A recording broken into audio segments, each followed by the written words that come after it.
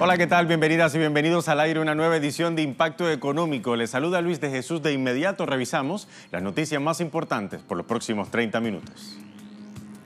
¿Está Venezuela realmente sola en el mundo? En breve, desmeduzamos la campaña de Estados Unidos y sus aliados que pretenden hacer ver a Venezuela como un país aislado.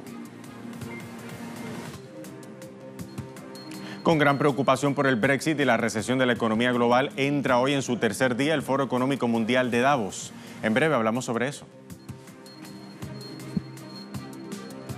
Y el análisis de hoy en nuestro expediente económico, Año Nuevo, Viejas Deudas. Analizamos la opinión de los expertos que afirman que una nueva recesión económica mundial es inminente.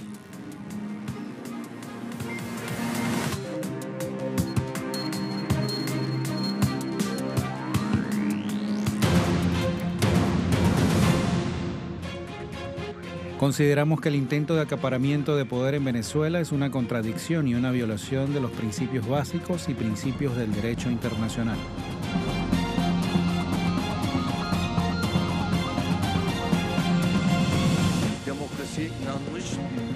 Como país que cree en la democracia, como presidente que cree en la democracia, con toda mi delegación, todo el equipo, en cualquier parte del mundo donde haya un intento de golpe de Estado, nos enfrentamos a ellos sin ninguna distinción, porque todos tenemos que respetar el resultado de las urnas.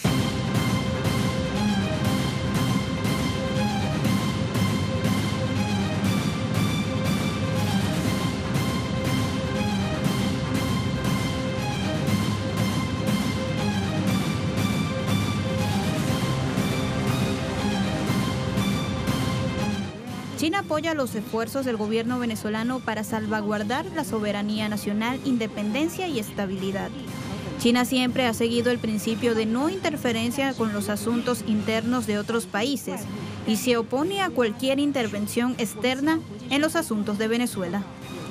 A Venezuela se respeta y nosotros los venezolanos y las venezolanas tenemos que hacer respetar a esta tierra sagrada. Así, en nuestro primer tema de hoy hablamos sobre Venezuela. Estados Unidos, junto a sus aliados y los países del autodenominado Grupo de Lima, buscan aislar a Venezuela, haciendo creer a la opinión pública que la nación tiene el rechazo de toda la comunidad internacional. Nada más lejos de la realidad. Venezuela posee profundas alianzas estratégicas con potencias mundiales y países más allá de Cuba o Bolivia. Un ejemplo de esto es su relación con Rusia, China, Turquía e Irán. Veamos. Venezuela y Rusia desde hace casi 20 años han estrechado profundamente los lazos de hermandad y cooperación, con la visión de construir un mundo multipolar donde el intercambio de ambas naciones sea una relación ganar-ganar, basada en el respeto, diálogo y aporte mutuo. Las relaciones entre Caracas y Moscú son consideradas de suma importancia por ambas partes. Estas se engloban en la Comisión de Alto Nivel Venezuela-Rusia, creada en 2001. En ese marco se han elaborado los instrumentos para la creación de proyectos en distintas áreas y la firma de acuerdos de cooperación sobre sus activos estratégicos como el petróleo, el gas y la visión geopolítica que impulsan ambos países.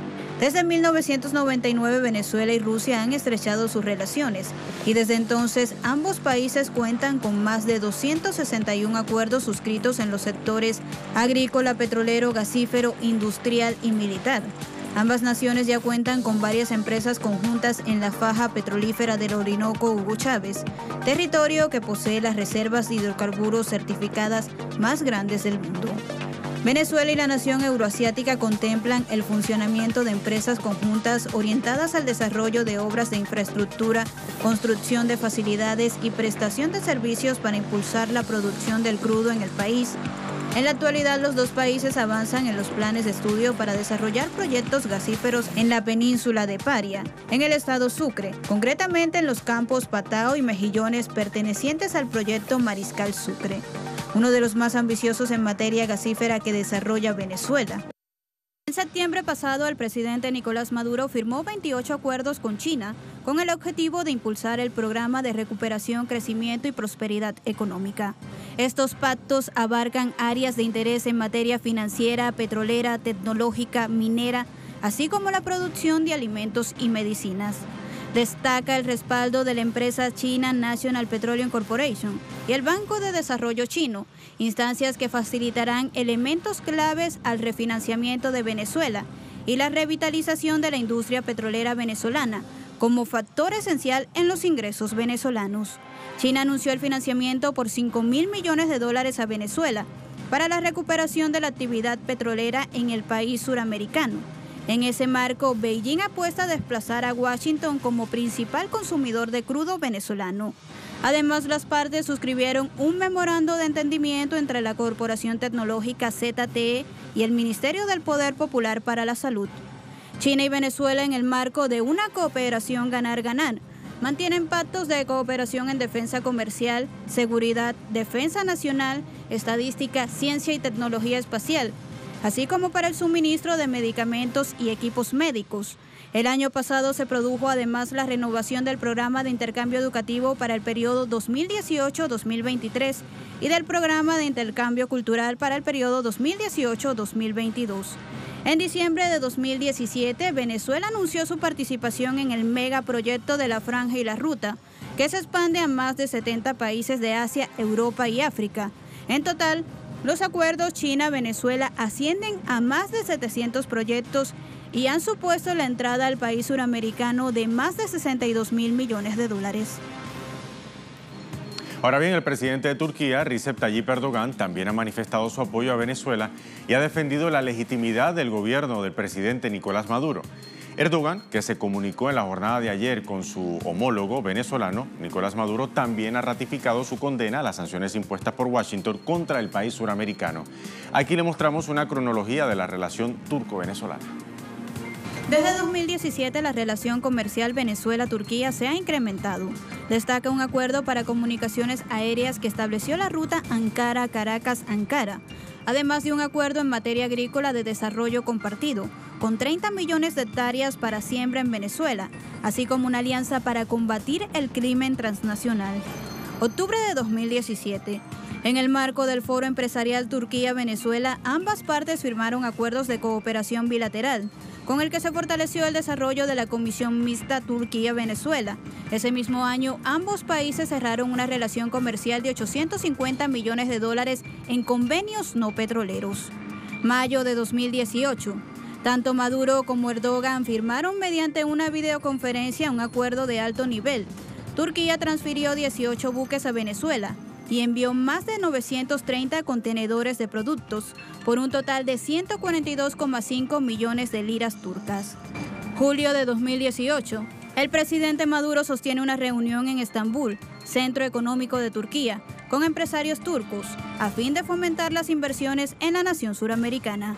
Diciembre de 2018. Se instala en Venezuela el Foro de Negocios Venezuela-Turquía, en la capital del país, donde se registró una intención de negocios por más de 4.000 millones de euros.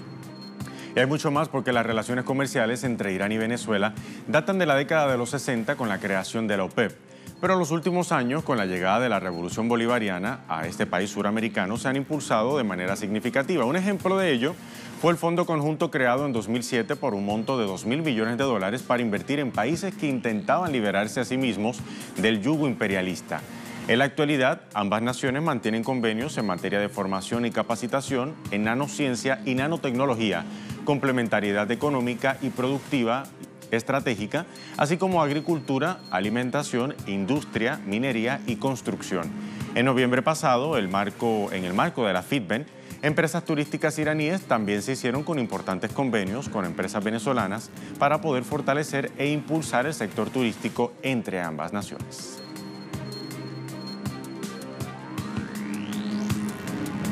Momento de hacer una primera pausa. Al regreso, revisamos Economía 360, hablamos del Foro Económico Mundial que llega hoy a su tercera jornada en Davos. Ya venimos.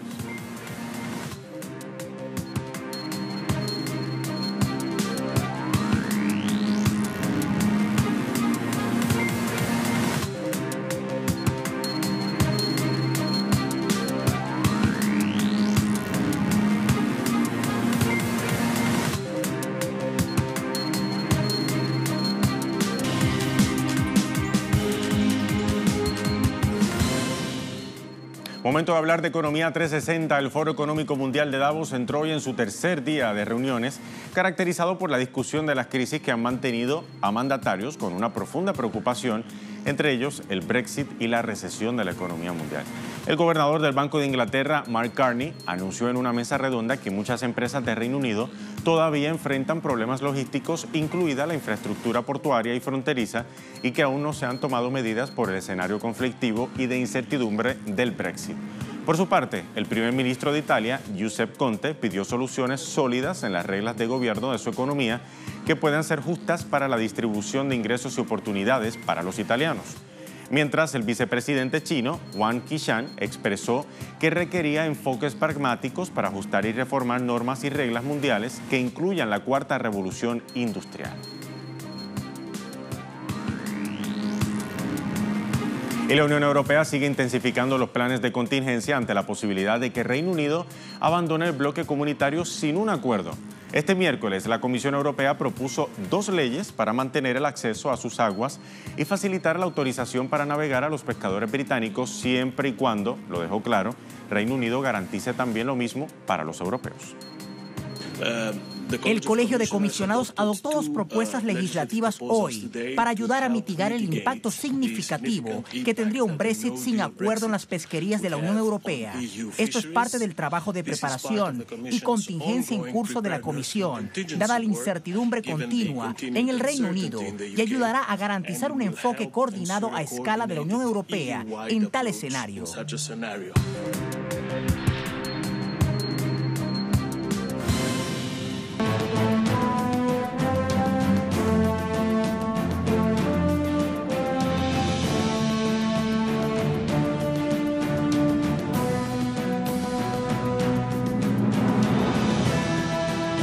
Regresamos a nuestras fábricas después de que los terroristas se fueron hace unos 2 años. Gracias a Dios, estamos bien y esperamos lo mejor.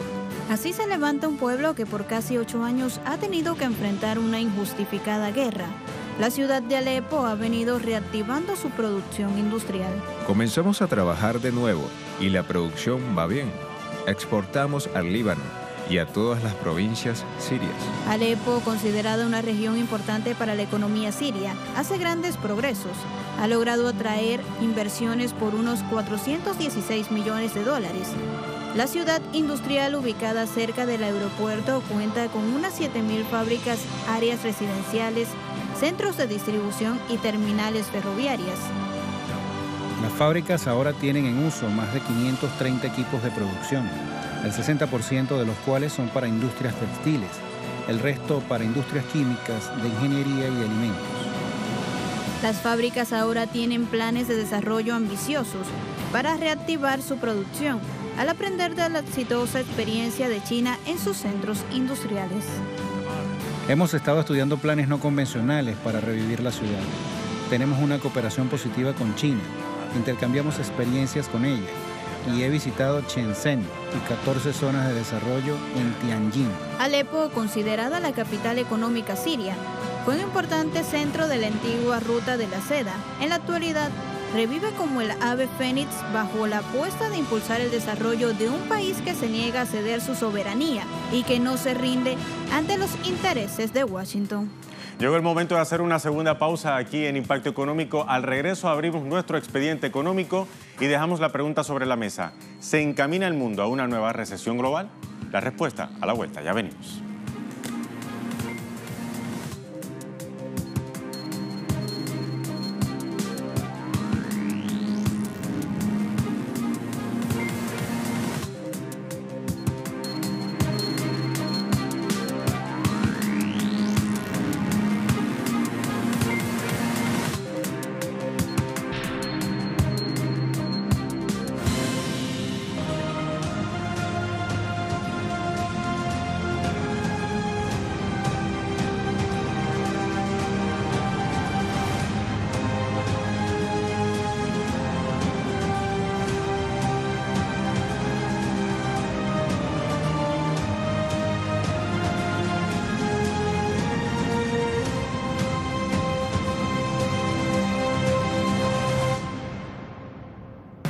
bien, le contamos, desde el sistema de la Reserva Federal de los Estados Unidos, supuestos expertos afirman que los bancos mundiales son hoy mucho más fuertes y sanos que antes y que otra crisis financiera es improbable, al menos a corto plazo.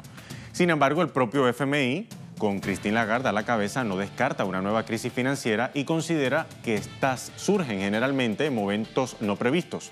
De hecho, algunos economistas refuerzan ya esa hipótesis, pues ven en la continuidad de las viejas recetas una crisis igual o peor a la que se dio en 2007 a la vuelta de la esquina. A una década de la erupción de la crisis financiera mundial, la economía global ha continuado dando tumbos. La mayoría de las grandes economías todavía están creciendo muy por debajo de las tasas anteriores a 2007, cuando estalló la burbuja inmobiliaria tras la quiebra de los Lehman Brothers. Japón, la tercera economía mundial, se contrajo durante el primer trimestre un 0,2%, rompiendo así su mayor ciclo expansionista de las últimas décadas. En la zona euro, aunque los países siguen creciendo, el ritmo de expansión perdió ímpetu. El PIB ha moderado su expansión al 0,3% en el segundo trimestre de este 2018, mientras que Estados Unidos, pese a que tuvo un rendimiento particularmente bueno durante el segundo trimestre, con una tasa anualizada del 4,1%, el ritmo más alto en casi 4 años, la gran pregunta es si puede sostenerse por encima del 3%, como promete el presidente Donald Trump, o se moderará a un nivel más próximo a su potencial del 2,5%, ya que parte del impulso se atribuye a las exportaciones de soya en anticipación al arancel chino. Los índices de crecimiento son demasiado lentos por demasiado tiempo, según reconoce incluso el Fondo Monetario Internacional, consecuencias de políticas monetarias alejadas de la economía real y de políticas de recortes, pues muchas corporaciones no financieras que obtuvieron préstamos aprovechando bajas tasas de interés, en lugar de invertir, utilizaron el dinero prestado para volver a comprar sus propias acciones o para adquirir otros activos financieros. Especulación financiera que en nada ayudó a la economía real. Hoy ese escenario de aparente mejoría se entremezcla con otros factores que amenazan con el estallido de una segunda temporada de la Gran Recesión, un proteccionismo en una dirección que contradice con la política de expansión hacia fuera de las transnacionales de Estados Unidos, la caída del precio de las materias primas sumada al desequilibrio del mercado energético, los problemas de deuda en los llamados países emergentes que se agudizan con la inversión de la ruta de los capitales, un cóctel de hechos que, tratados al mejor estilo del capitalismo en su fase neoliberal, frenan la economía, situación que para Lawrence Summers fuerza a la política económica a elegir entre crecimiento mínimo o burbujas, y que en cualquiera de los casos demuestran que las políticas monetarias actuales, atrapadas en viejos esquemas, hacen que cualquier adversidad sea inmanejable. Así, todo indica que las principales economías del mundo no han tenido el coraje y el liderazgo para enfrentar los retos y las nuevas realidades, y en consecuencia han caído en graves errores, generando incertidumbre, desconfianza e inestabilidad en la economía mundial.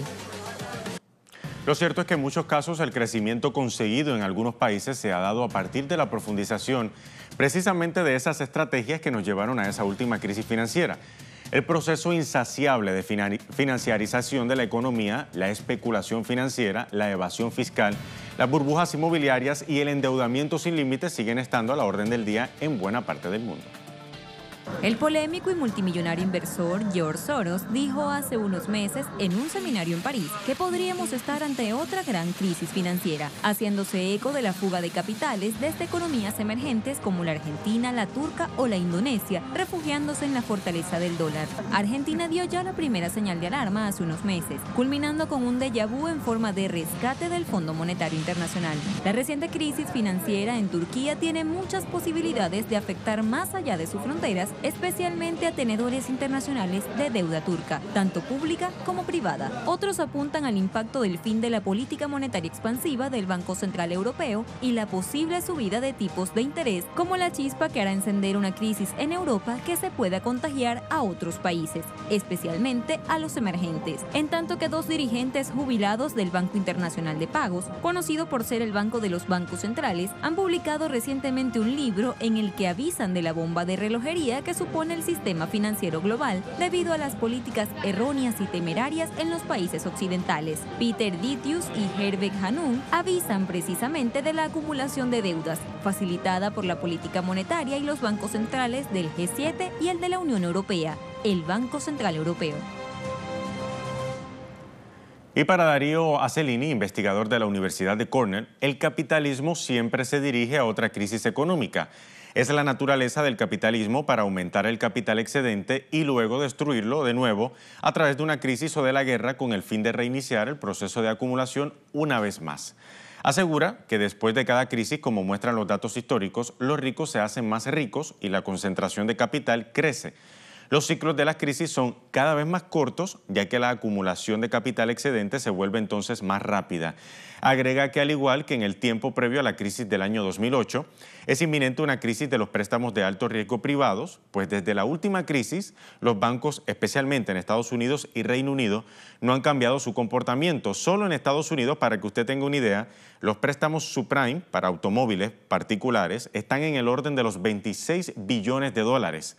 Esto está sucediendo porque el capital no es reinvertido en una forma materialmente productiva. Y por eso dice entonces Acelini que, por ejemplo, Uber, la compañía de autos, que solo produce una pérdida financiera, valía un estimado de 48 billones de dólares en diciembre del 2017, por debajo de los 68 mil millones de dólares de semanas antes, o por ejemplo el Bitcoin, que ha tenido un vertiginoso crecimiento en su valor. Y a 10 años de la crisis, la deuda pública es mayor que nunca y es una deuda privada.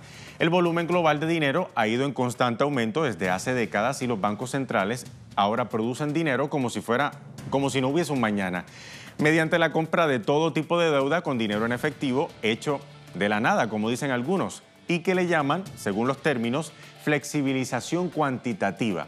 Aunque todo el mundo sabe que esto no puede seguir para siempre, nadie hace algo para terminar con él.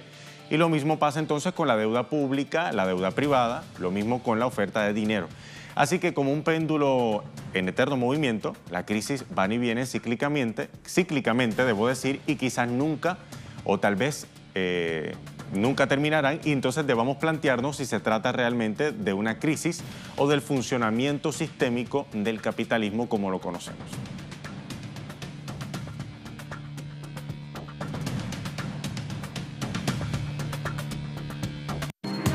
Revisar los indicadores del precio del crudo al inicio de la jornada de este jueves.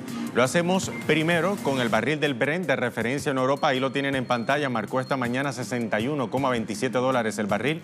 Se encuentra al alza, más 0,59%. El barril WTI de Texas se encuentra esta mañana en 52,78 dólares, subiendo también 0,32%. Y finalizamos entonces con el barril de la OPEP, que está esta mañana en 60,52 dólares, bajando en su caso 14 centavos. Así llegamos al final de esta edición de Impacto Económico, como siempre con la invitación de que nos sigan en redes sociales, en Twitter, @TelesurTV, @TelesurImpactoE. Hasta la próxima.